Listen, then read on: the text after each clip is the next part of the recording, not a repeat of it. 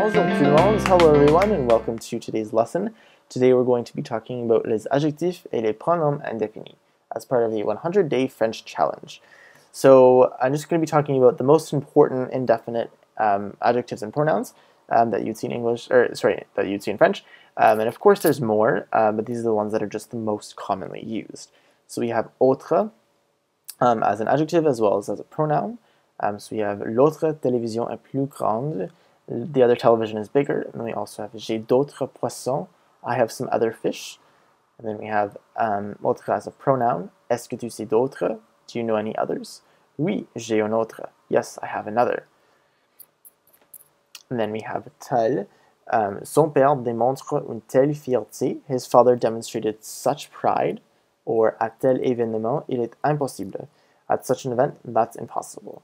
And you'll notice that tel has different forms. So it changes according to the masculinity and singularity and plurality and femininity that is appropriate in the sentence. Another one is quelque, which means some. J'ai vu quelques renards en marchant chez moi. I saw some foxes while walking home. Elle dure pendant quelques 5 heures. It lasted for around 5 hours. So you might be wondering what the difference between quelque and des is, coming from the preposition de. Some is used more indefinitely. I find that quelque is used more for like a countable amount. So for example, there's probably like five ducks or so in a pond. You'd use quelque, as opposed to des, which might be used more for something that's like uncountable or like unrealistic to count. For example, a bag of rice, like you're not going to count every single grain. Whereas with the ducks, you could easily count all 5 of them, but you'd rather just say some because it's quicker. So that's sort of the main difference. So in reality, quelque is used more for smaller amounts that you can actually count, whereas des is used more general for things that you wouldn't usually think about counting.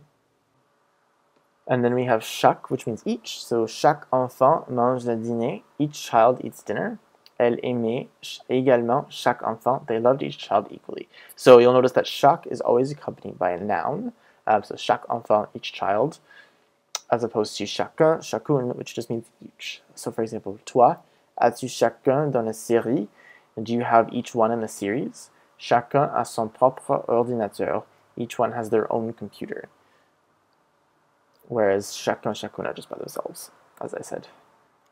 And then we have tout, tu, and tout. So tu and tout are used, plus les, of course, are used to mean like every, all. For example, elle aime tous les enfants. She loves all children. Or you could also say tu and tout, singular, plus le, la, and l'apostrophe, all, which means all of the. So it's part of a whole. For example, elle mange tout le poulet. She eats the whole chicken. And then you could also say toute femme est belle.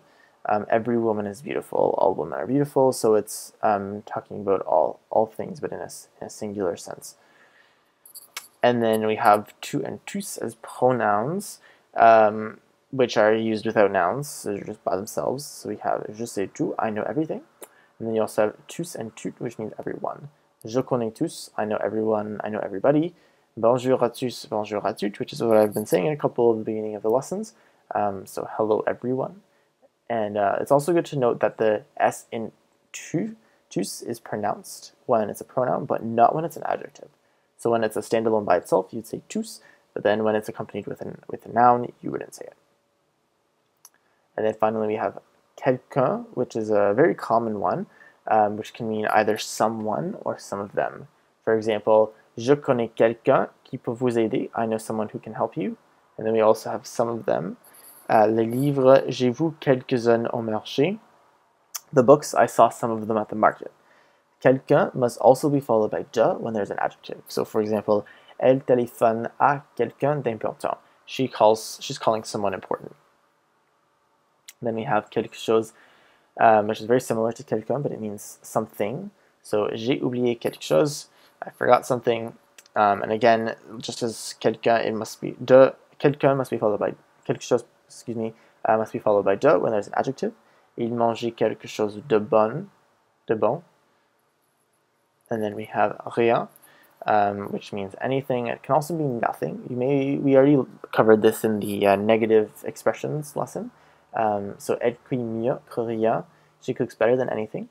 Rien is used in a similar way as quelque chose, but rien is used more like an adverb, whereas quelque chose is used more as a noun or an object of the verb. And then it can also mean nothing, as I said. Je ne sais rien. I don't know anything. I know nothing. And then finally we have certaines. Certaines has different forms as well, depending on the context of the sentence, the gender and the plurality, of course. So, elle connaît certaines qui préfèrent la télévision. She knows some who prefer TV.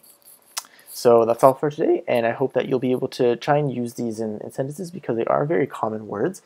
Even so in English, we use a lot of indefinite adjectives and pronouns really often. So try and use them and try and get these down pat because I can guarantee that you'll probably hear a lot of these when speaking and practicing French. So we will see you tomorrow. Merci, au revoir.